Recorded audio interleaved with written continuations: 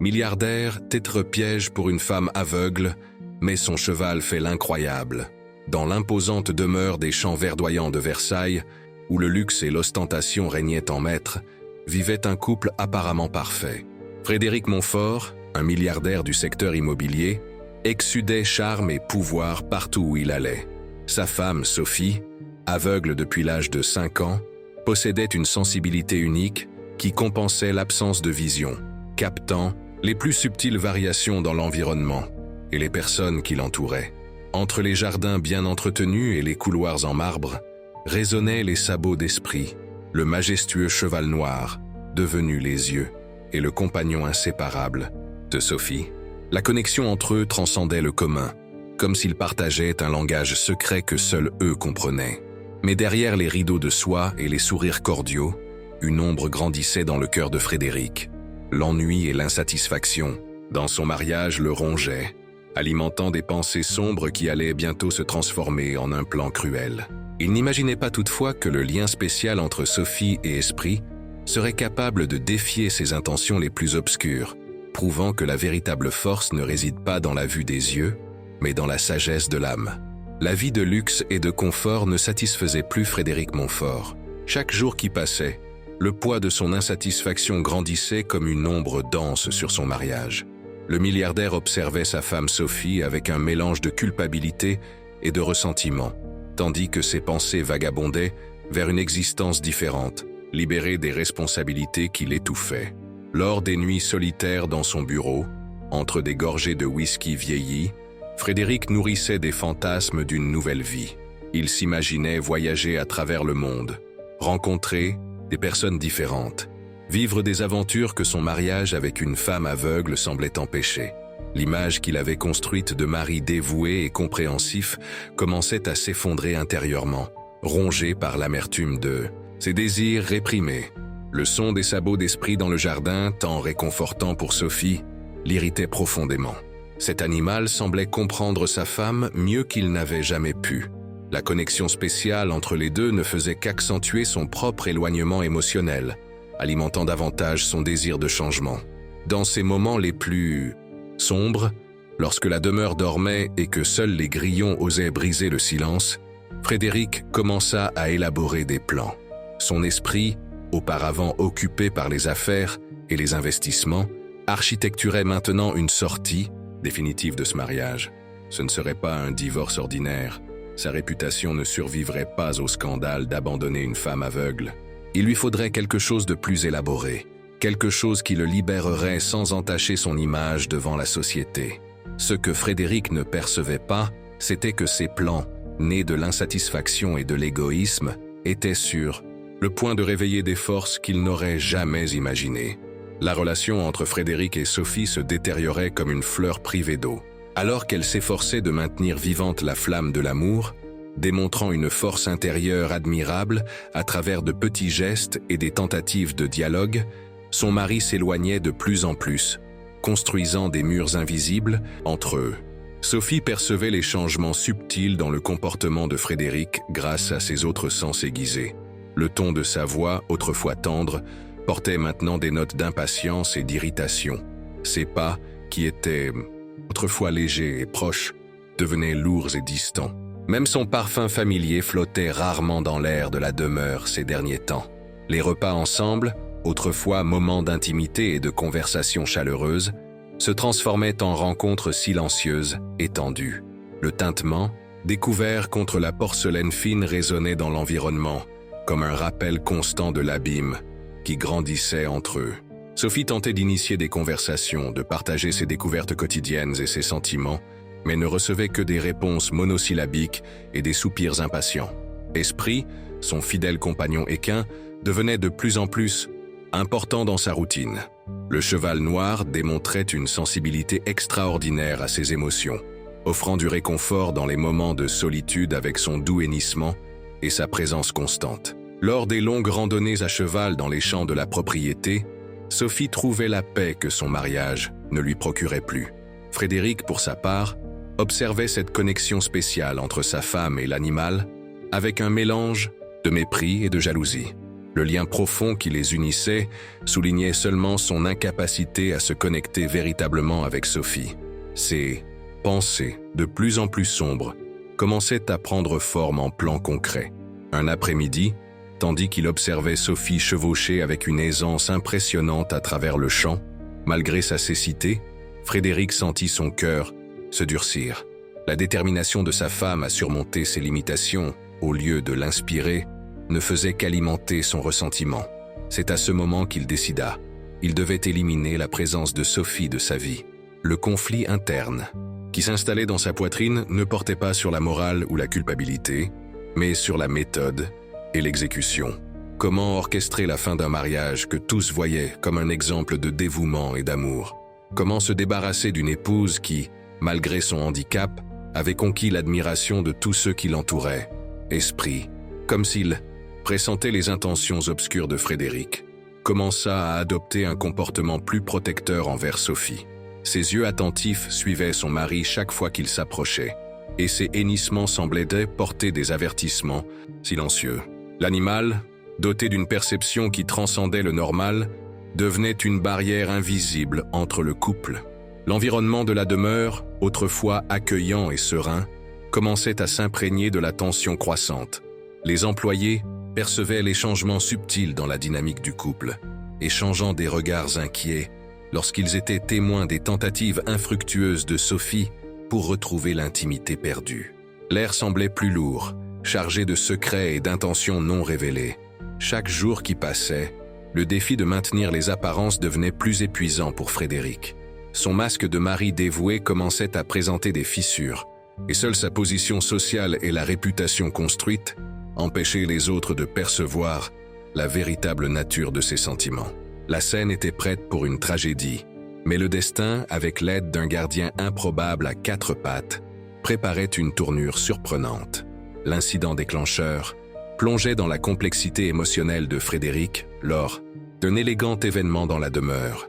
La nuit se déroulait avec sophistication, les invités circulant entre les salons luxueux, les coupes de champagne cristallines reflétant des lumières douces. Au centre de cet environnement artificiellement harmonieux, Frédéric se sentait de plus en plus étouffé.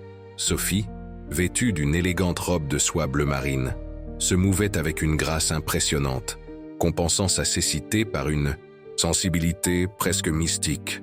Ses mouvements étaient bien calculés mais fluides, comme si elle conversait silencieusement avec l'espace autour d'elle. Esprit, son cheval semblait être présent à travers une énergie invisible qui l'entourait, même en étant éloigné dans la propriété. Pendant l'événement, Frédéric observait une jeune invitée, Amélie, une entrepreneuse de 32 ans, dont le regard séduisant le faisait ressentir une adrénaline longtemps oubliée. Chaque rapprochement avec Amélie représentait un pas supplémentaire vers la trahison, non seulement conjugale, mais de tous les vœux qu'il avait un jour promis. La musique d'ambiance, douce et enveloppante, créait une atmosphère hypnotique. Les murmures des invités se mêlaient au son des violons, créant une mélodie qui semblait orchestrer le destin de ce couple. Frédéric sentait que cette nuit marquerait une transformation irréversible dans sa vie. Dans un moment de distraction, près de la terrasse vitrée, Amélie murmura des mots qui éveilleraient définitivement ses désirs de changement. « Tu mérites d'être heureux, Frédéric. Les engagements ne nous lient pas toujours pour toujours. » Ces mots résonneraient dans son esprit comme un appel à la liberté. Sophie, malgré sa condition, semblait percevoir quelque chose de différent dans l'environnement. Ses doigts délicats serraient subtilement la coupe de cristal, ses mouvements devenant plus prudents. Son corps transmettait une tension presque imperceptible, comme si elle pressentait les intrigues invisibles qui se déroulaient. L'incident qui définirait tout se produisit dans les dernières minutes de l'événement. Frédéric, ivre de la combinaison de champagne et de possibilités, simulerait un supposé accident, un prétexte parfait pour déclencher les plans qu'il avait déjà mentalement élaborés contre Sophie. La nuit avançait comme un film, annonçant des transformations profondes. Les secrets de Frédéric commençaient à déborder, et le destin, ou peut-être l'esprit protecteur d'esprit, attendait, patient et attentif, pour révéler le véritable dénouement de cette intrigue.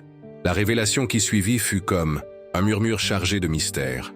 Sophie, avec sa perception aiguisée, commença à dévoiler les couches cachées de la personnalité de Frédéric. Ses sens, amplifiés par l'absence de vision, captaient chaque nuance, chaque hésitation chez son mari. Lors d'un après-midi silencieux, alors que les sons des oiseaux ponctuaient l'environnement, Sophie réalisa que Frédéric n'était plus l'homme qu'elle avait connu des années auparavant. Ses pas, autrefois sûrs et proches, sonnaient maintenant distants et chargés d'une intention voilée. Le parfum qui l'enveloppait avait changé, se mêlant à un arôme étrange de tension et de secrets non déclarés.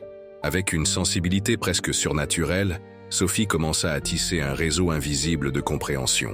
Ses doigts, lorsqu'ils touchaient des objets dans le bureau de Frédéric, captaient des énergies différentes, des papiers discrètement cachés, des agendas avec des annotations précipitées, un monde d'intentions que son mari tentait de dissimuler. Esprit, son fidèle compagnon, semblait fonctionner comme une extension de sa perception. Le cheval noir démontrait un comportement de plus en plus protecteur, comme s'il pressentait les dangers imminents. Ses hennissements, autrefois sereins, prenaient des tons d'avertissement chaque fois que Frédéric s'approchait avec des intentions douteuses. La connexion entre Sophie et Esprit transcendait la compréhension commune. C'était comme s'ils partageaient un langage secret, un code de survie que Frédéric ne pourrait jamais déchiffrer. Chaque mouvement du cheval, chaque réaction subtile de Sophie formait une chorégraphie complexe de protection et d'intuition. Les nuits où Frédéric croyait être seul dans son bureau, Sophie entendait chaque soupir, chaque clic de téléphone, chaque mouvement qui trahissait ses intrigues. Sa cécité n'était pas une limitation, mais une porte d'entrée vers des perceptions que les yeux ne pouvaient normalement pas atteindre. La révélation prenait forme non pas comme un moment dramatique, mais comme un processus délicat de compréhension. Sophie savait que Frédéric planifiait quelque chose, non pas par des preuves concrètes, mais par une sensation qui traversait sa peau, un instinct de survie aiguisé par des années de dépassement.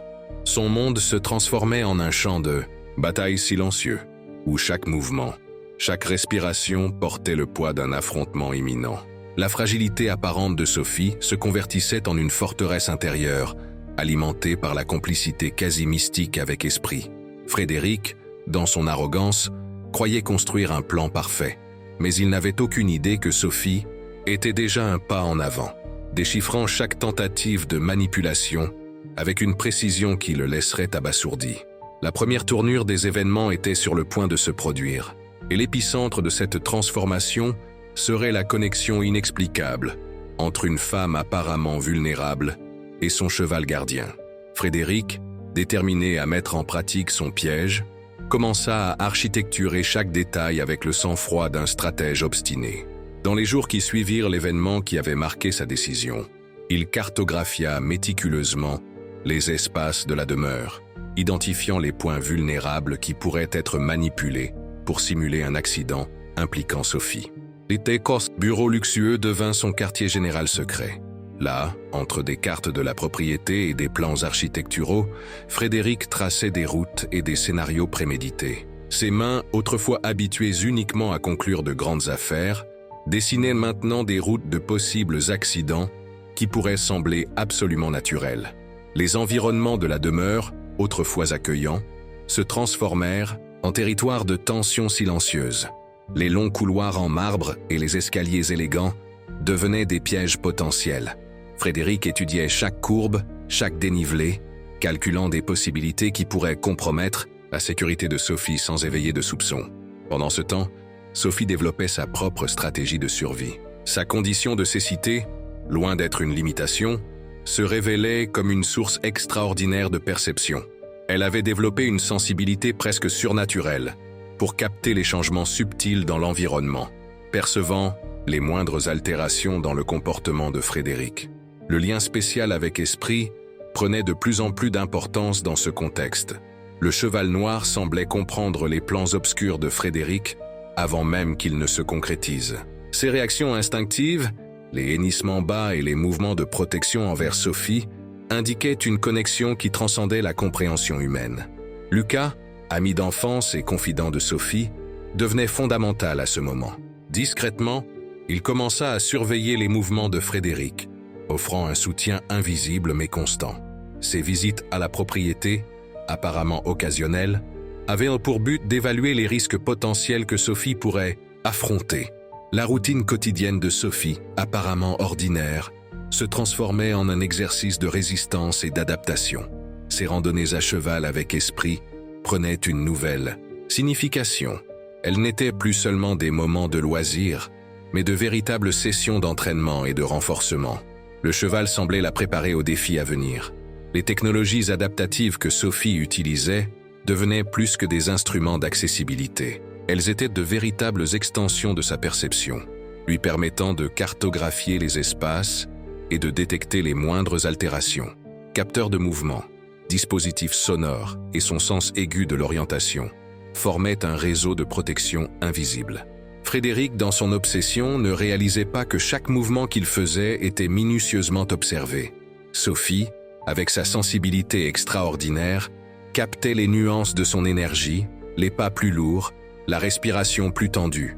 L'environnement de la demeure, autrefois un sanctuaire de confort, se transformait en un champ de bataille silencieux. Chaque jour, la confrontation entre Frédéric et Sophie prenait de nouvelles contours.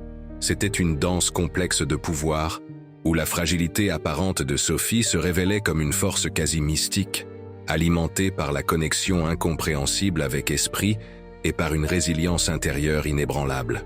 Dans le réseau complexe des relations entourant la demeure des Montfort, émergea la figure de Lucas, ami d'enfance de Sophie, dont la présence représenterait un point crucial dans le déroulement de l'intrigue.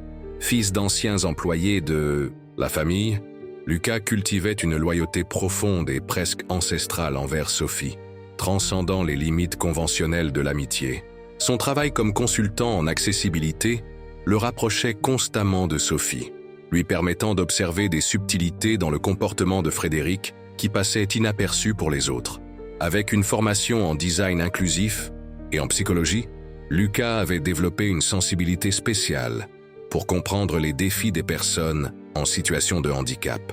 La connexion entre Lucas et Sophie était presque télépathique. Lorsqu'ils se rencontraient, ils échangeaient des regards et des gestes chargés de complicité, comme s'ils partageaient un code secret. Ils n'offraient pas seulement un soutien pratique, aidant Sophie dans ses adaptations technologiques et architecturales, mais représentaient aussi un refuge émotionnel face aux tensions matrimoniales croissantes. Esprit, le cheval noir, semblait reconnaître en Lucas un allié. Lors des rencontres à la propriété, l'animal démontrait une réceptivité unique, permettant à Lucas de s'approcher sans montrer de méfiance. C'était comme si les trois, Sophie, Lucas et Esprit, formaient une triade de protection mutuelle contre les ombres que Frédéric tentait de projeter. Les moments où Lucas visitait la demeure devenaient de véritables sessions de stratégie silencieuse. Tandis qu'ils partageaient du thé sur la véranda ou qu'ils chevauchèrent dans les champs, ils échangèrent des informations et des impressions sur le comportement de Frédéric. Sophie, utilisant sa perception sensorielle extraordinaire, captait les moindres détails que Lucas analysait ensuite avec précision. La formation académique de Lucas en technologie d'assistance le transformait en un consultant essentiel pour Sophie. Il recherchait et développait constamment des dispositifs qui élargissaient son autonomie, créant des solutions innovantes qui transformaient les limitations en possibilités. Dispositifs de localisation, capteurs de mouvement et systèmes intelligents de navigation étaient le résultat direct de son dévouement. Sa présence représentait plus qu'un simple soutien. C'était une extension du réseau de protection que Sophie construisait inconsciemment. Lucas fonctionnait comme ses yeux externes, surveillant discrètement les mouvements de Frédéric et identifiant les risques potentiels avant qu'ils ne se concrétisent. L'amitié entre eux portait une énergie presque fraternelle, fondée sur des années de complicité et de respect mutuel.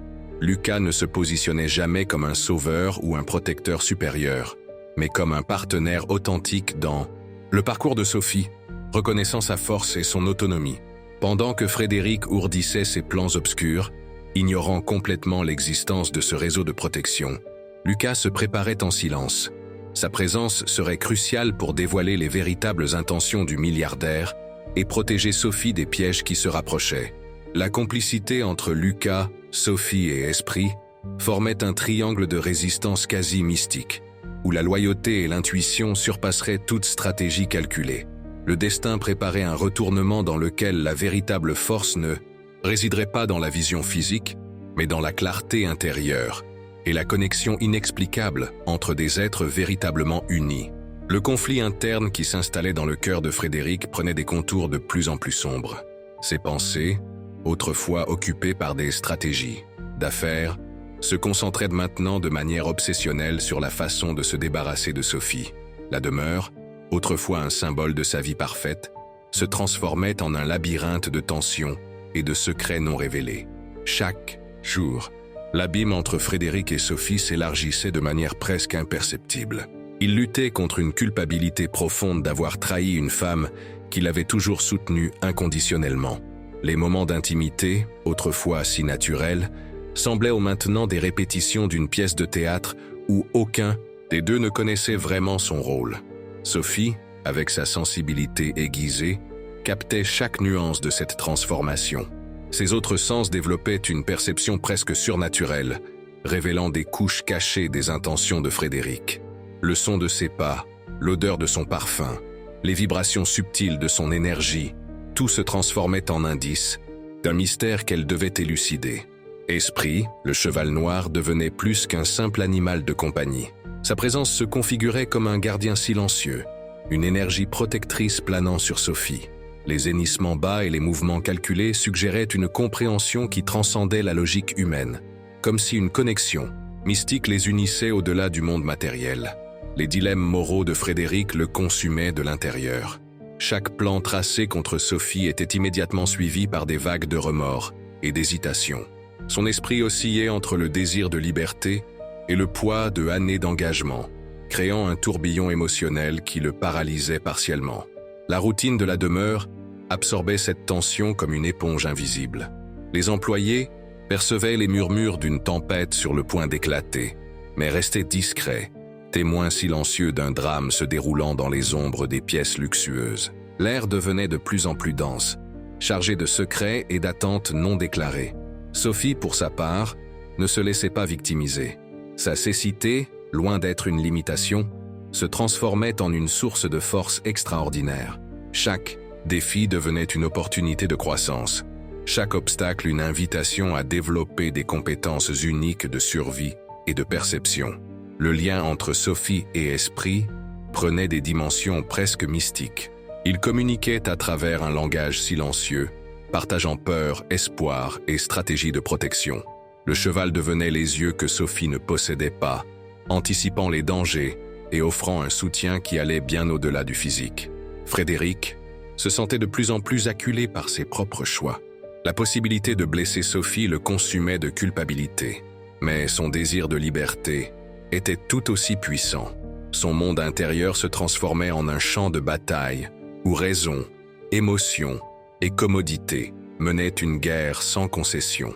Et nuit tombait lentement sur la demeure, apportant avec elle des secrets non révélés et des possibilités encore inexplorées. Le destin semblait attendre, patient et attentif, pour révéler le véritable dénouement de cette intrigue complexe d'amour, de trahison et de dépassement.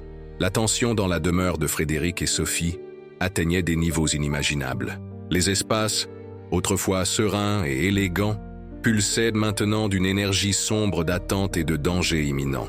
Sophie, malgré sa cécité, avait développé une perception presque surnaturelle des mouvements subtils de Frédéric, captant chaque nuance de ses intentions à travers ses sens aiguisés. Les jours passaient comme une danse silencieuse de méfiance.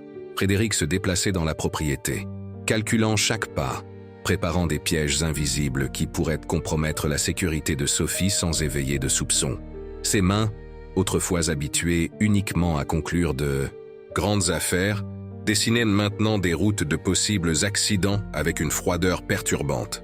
Esprit, le cheval noir, devenait le gardien invisible de Sophie. Sa présence intimidante et son comportement protecteur créaient une barrière presque mystique entre le couple. Les hennissements bas et les mouvements instinctifs de l'animal semblaient porter des avertissements silencieux, comme s'ils pouvaient anticiper les plans obscurs de Frédéric avant même qu'ils ne se concrétisent. La connexion entre Sophie et Esprit transcendait la compréhension. Ensemble, ils développaient une stratégie de survie qui allait au-delà de la logique humaine. Lors des randonnées à cheval dans les champs de la propriété, ils semblaient échanger des informations à travers un langage secret, se préparant aux défis qui approchaient. Lucas, ami d'enfance de Sophie, devenait un allié fondamental dans cette intrigue. Discrètement, il surveillait les mouvements de Frédéric, offrant un soutien invisible mais constant. Ses visites à la propriété, apparemment occasionnelles, avaient pour but d'évaluer les risques que Sophie pourrait rencontrer. Les technologies adaptatives utilisées par Sophie se transformaient en extension de sa perception. Capteurs de mouvement et dispositifs sonores créaient un réseau de protection invisible, lui permettant de cartographier les espaces et de détecter les moindres altérations dans son environnement. Chaque centimètre de la demeure était méticuleusement exploré par ses sens aiguisés. Frédéric ne percevait pas que chaque mouvement qu'il faisait était minutieusement observé. Sophie captait les nuances de son énergie, les pas plus lourds, la respiration plus tendue, les moments d'hésitation. L'environnement de la demeure, autrefois un sanctuaire de confort, se transformait en un champ de bataille silencieux. La routine quotidienne du couple était devenue un jeu dangereux de chats et de souris. Frédéric croyait avoir le contrôle, planifiant chaque détail avec la froideur d'un stratège, mais il ignorait la force extraordinaire que Sophie développait. Sa fragilité apparente se révélait comme une résistance quasi surnaturelle, alimentée par la connexion incompréhensible avec Esprit et par une résilience intérieure inébranlable. Chaque jour, le affrontement prenait de nouvelles contours. C'était une danse complexe de pouvoir, où le destin semblait préparer un retournement que personne, pas même Frédéric, ne pouvait prévoir. Le silence de la demeure gardait des secrets explosifs, et la véritable bataille était sur le point de commencer. Le plan sombre de Frédéric prenait des contours de plus en plus nets lorsqu'un événement inattendu allait complètement changer le cours de ses intentions. Lors d'un après-midi ensoleillé, alors que Sophie chevauchait tranquillement dans les champs de la propriété, un incident presque tragique révélerait la véritable force de sa connexion avec Esprit. Le cheval, noir, toujours attentif, perçut quelque chose de différent dans l'environnement. Ses muscles se tendirent subtilement. Ses oreilles pivotaient rapidement et précisément, captant des sons qui échappaient à la perception humaine. Sophie, plongée dans sa sensibilité unique, sentit le changement dans l'énergie d'Esprit, un frisson parcourant sa colonne vertébrale. Subitement, le cheval interrompit la chevauchée, réalisant un mouvement brusque qui faillit déséquilibrer Sophie. Ses sabots frappèrent fort contre le sol, produisant un son sec et menaçant. Pour tout observateur inattentif, cela semblerait seulement un comportement instinctif d'un animal effrayé.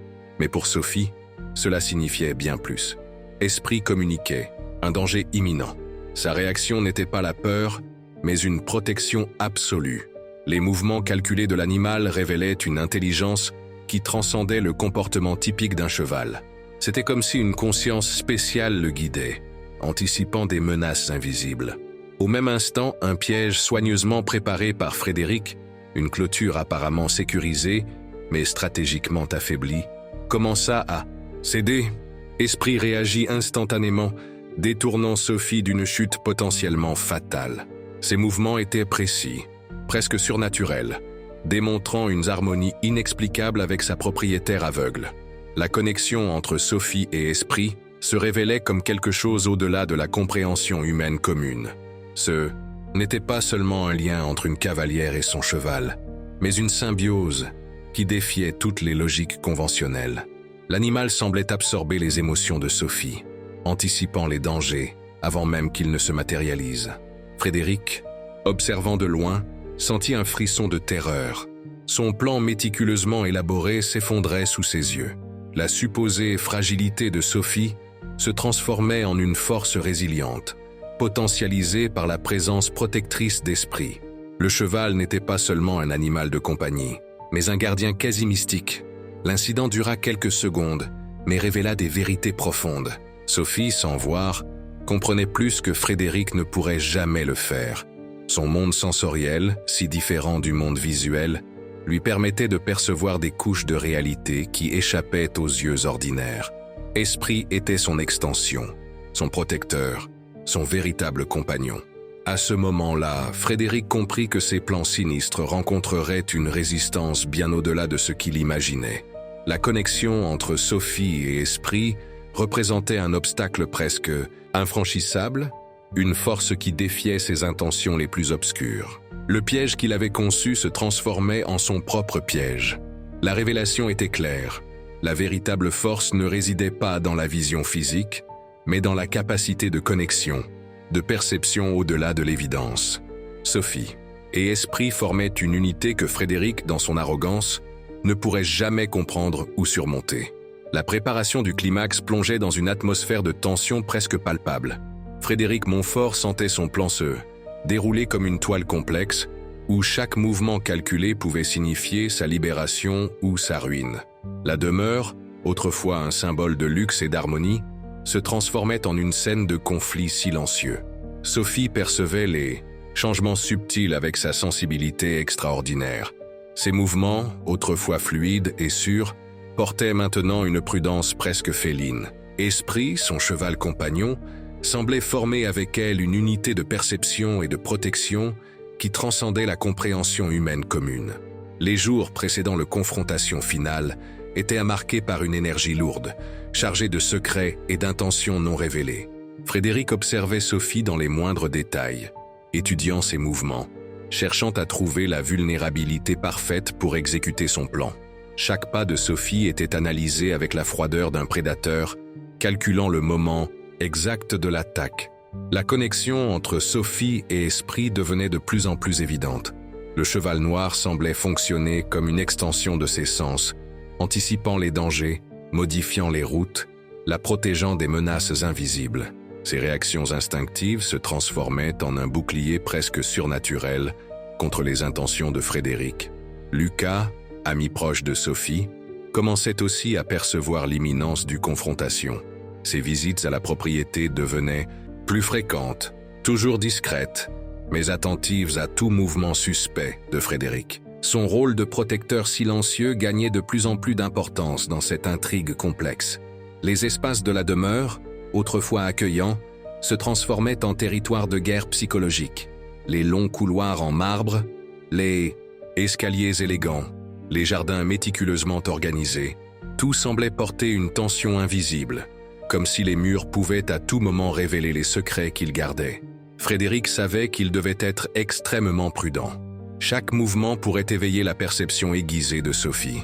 Son piège devait être si subtil qu'il semblerait absolument naturel, sans éveiller le moindre soupçon. La froideur de ses calculs se mêlait à une urgence presque désespérée de se libérer. Sophie, pour sa part, se préparait à sa manière. Ces technologies adaptatives, autrefois simples instruments d'accessibilité, se transformaient en véritables systèmes de sécurité. Capteurs, dispositifs sonores et sa perception extraordinaire formaient un réseau de protection invisible que Frédéric sous-estimait complètement. La confrontation finale semblait inévitable. C'était comme un duel silencieux où chaque participant ne connaissait que partiellement les cartes de l'autre. Frédéric croyait avoir l'avantage, mais il n'imaginait pas la véritable force qu'il trouverait en Sophie et Esprit, une connexion qui allait bien au-delà du compréhensible, un lien qui défiait toutes les attentes. La préparation du climax était comme une danse complexe où chaque mouvement pouvait signifier victoire ou défaite. Et au centre de cette intrigue, Sophie et Esprit attendaient, unis par un lien que Frédéric ne pourrait jamais rompre ou comprendre. Le confront final éclata comme un tonnerre silencieux dans la demeure. Sophie, avec sa perception extraordinaire, et Esprit, son gardien équin, se préparait à démasquer les intentions sinistres de Frédéric. Le milliardaire avait calculé chaque détail de son piège, croyant que son sang-froid et son intelligence le rendraient invincible. Mais il ne comptait pas sur la connexion quasi mystique entre Sophie et Esprit, un lien qui transcendait les limites de la compréhension humaine. Au moment exact où Frédéric préparait son coup fatal, le cheval noir réagit avec une énergie primitive et protectrice. Ses sabots frappèrent le sol de marbre avec un son sourd et menaçant, alertant Sophie du danger imminent. C'était comme si Esprit pouvait voir à travers les yeux fermés de sa propriétaire, anticipant chaque mouvement traître. Sophie, soutenue par sa sensibilité aiguisée et l'instinct d'Esprit, commença à déchiffrer l'intrigue de Frédéric. Ses mains délicates, autrefois perçues comme fragiles, se déplaçaient avec une précision calculée. Chaque geste portait une force intérieure que Frédéric n'avait jamais imaginé exister. Le confrontation ne serait pas physique, mais une bataille de perception. Sophie utilisa son réseau de soutien, technologies adaptatives, intuition, d'esprit et discrétion de Lucas, pour créer un bouclier invisible contre les intentions de son mari. Chaque mouvement était une réponse silencieuse à la cruauté de Frédéric. Esprit se plaça entre Sophie et Frédéric comme un gardien mythique, ses yeux noirs reflétant une intelligence qui allait au-delà de la compréhension animale. Le cheval ne protégeait pas seulement, mais défiait Frédéric avec une présence quasi surnaturelle, révélant que la véritable force ne réside pas dans la vision, mais dans la connexion profonde. Frédéric sentit son plan s'effondrer. La femme qu'il considérait comme vulnérable se transformait en une force résiliente, soutenue par un compagnon qui défiait toutes les logiques conventionnelles. Ses calculs froids se dissoudaient face à une énergie qu'il ne pouvait comprendre.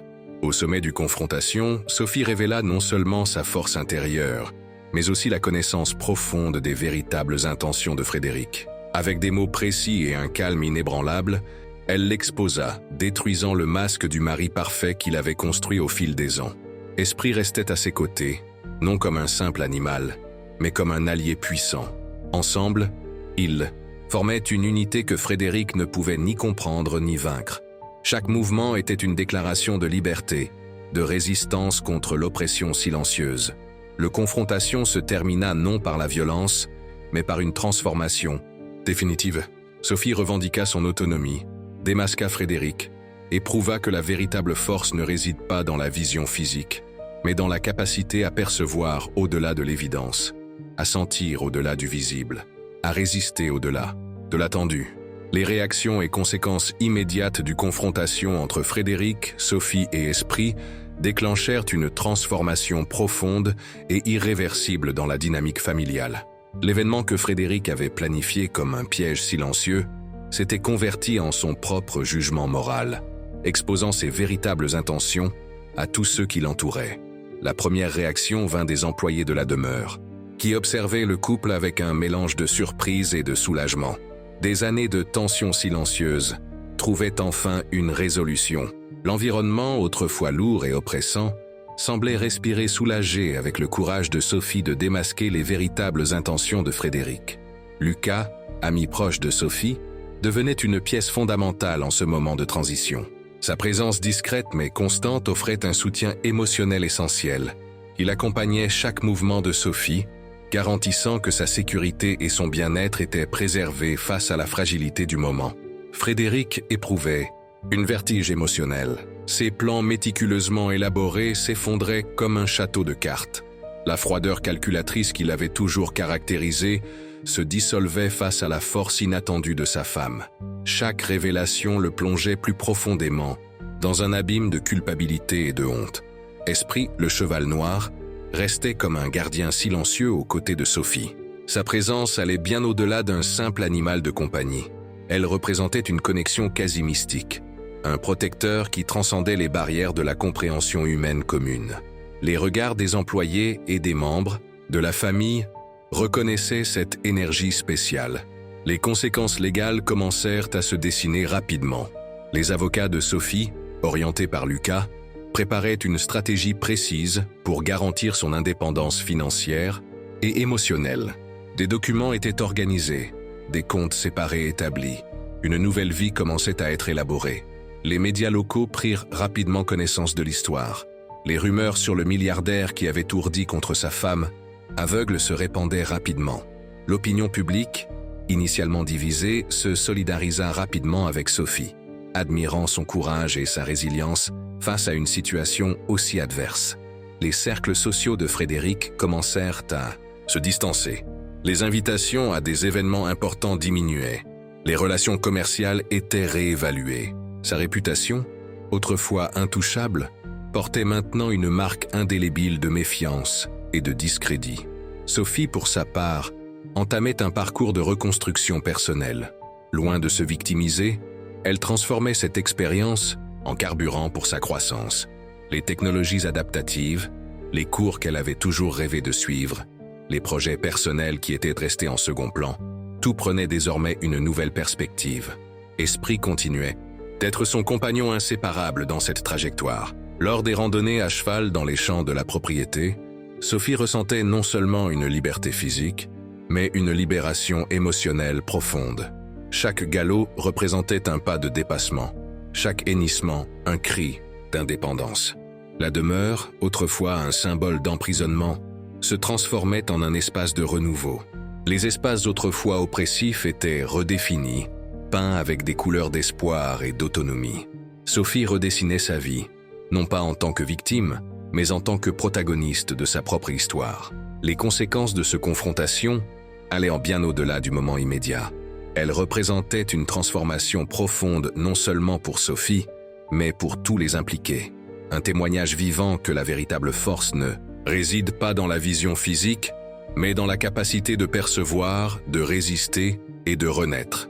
La demeure des Montfort, autrefois un symbole de luxe et d'apparente harmonie, se transformait en un espace de reconstruction et de renaissance. Sophie, désormais libre des chaînes imposées par Frédéric, redessinait chaque espace avec une énergie de renouvellement presque palpable. Les vastes pièces, autrefois semblables à des prisons dorées, prenaient une nouvelle perspective. Les rideaux lourds furent remplacés par des tissus légers, permettant une généreuse entrée de lumière naturelle. Les tons sombres des murs furent repeints en couleurs douces, bleu clair et vert boisé, transmettant sérénité et espoir. Esprit continuait d'être son compagnon inséparable dans cette transformation. Le cheval noir circulait librement dans les jardins redessinés, comme un gardien silencieux célébrant la liberté nouvellement conquise. Sa présence était plus qu'une présence physique. Elle représentait la connexion profonde qui avait sauvé Sophie d'un destin tragique. Les espaces intérieurs de la demeure furent réorganisés pour refléter la nouvelle identité de Sophie. Son bureau, désormais adapté avec des technologies spéciales, était devenu un centre de projets personnels et professionnels. Des dispositifs d'accessibilité de dernière génération lui permettaient de naviguer avec une autonomie totale, transformant sa cécité en une plateforme de puissance et d'indépendance. Lucas, son ami proche, aidait dans la transition, garantissant que chaque changement physique représentait aussi une transformation émotionnelle. Ensemble, ils redessinaient non seulement les espaces, mais aussi les possibilités de vie de Sophie. La propriété, autrefois un territoire de tension silencieuse, devenait un sanctuaire de liberté. Les champs où Sophie chevauchait autrefois surveillés par Frédéric s'ouvraient maintenant comme des horizons de possibilités infinies. Esprit broutait librement, symbolisant la libération conquise. Les marques du passé n'étaient pas effacées, mais redéfinies. Chaque pièce gardait des souvenirs, mais non plus comme des chaînes, mais comme des chapitres d'une histoire de dépassement. Sophie transformait l'espace physique en un reflet de son parcours de reconstruction et d'émancipation. L'énergie de la demeure avait complètement changé. D'un environnement oppressant et contrôlant, elle se métamorphosait en un territoire de résilience, où Sophie écrivait sa propre narration, libre, forte et absolument maîtresse de son destin. L'histoire de Sophie et Esprit transcendait les limites conventionnelles de la compréhension humaine. Plus qu'un récit de dépassement, elle représentait un manifeste sur la véritable essence de la force intérieure et de la connexion incompréhensible entre êtres vivants. La conclusion n'était pas seulement une fin, mais une invitation à une réflexion profonde sur nos propres limitations et potentialités. Le parcours de Sophie démontrait que la véritable vision ne réside pas dans les yeux physiques, mais dans la capacité à sentir, percevoir et transformer des réalités apparemment immuables. Son trajet révélait que le dépassement naît de la connexion véritable, qu'elle soit avec un animal, avec des technologies ou avec soi-même. Le lien entre Sophie et Esprit symbolisait quelque chose de plus grand, la possibilité de transcender les barrières imposées par des sociétés limitantes et préjudiciables. L'appel final était clair. Chaque personne porte en elle une force extraordinaire, souvent endormie, attendant d'être réveillée. L'histoire invitait le spectateur à regarder au-delà de l'évident, à questionner les vérités établies et à valoriser des connexions qui vont au-delà de la compréhension immédiate. L'héritage de Sophie ne résidait pas dans la défaite de Frédéric, mais dans la démonstration que la véritable liberté naît de l'autodécouverte, de la résilience et de la capacité à se réinventer continuellement, même face aux circonstances les plus adverses. La narration se clôturait par une invitation silencieuse. Et vous, quel est votre esprit? Quelle est la force qui peut vous libérer de vos propres pièges? Quelle connexion spéciale peut transformer votre histoire?